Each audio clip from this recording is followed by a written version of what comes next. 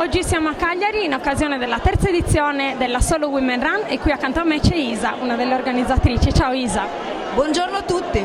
Isa, questa bellissima manifestazione è ricca di grande rilievo sociale. Come è nata e quali sono i suoi obiettivi?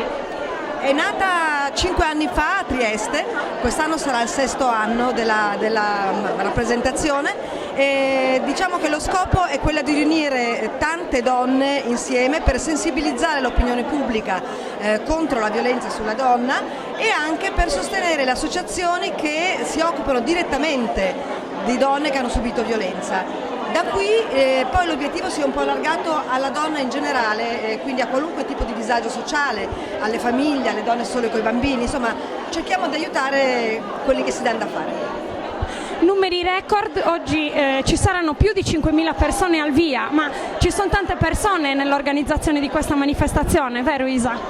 Certamente, ci sono l'associazione polisportiva di Trieste, la nostra società che è la società che ha ideato questo percorso e poi l'associazione di Cagliari che ci dà una grandissima mano sul territorio. Quindi tante persone, tanti bei numeri. Io non ho mai visto da nessuna parte una partecipazione così sentita, così calda e anche una sensibilità al sociale così forte. Devo dirlo perché è abbastanza un'eccezione. Bene, siamo pronti per questa terza edizione della Solo Women Run. Grazie a tutti, questo è il TG, io sono Giulia. Ciao!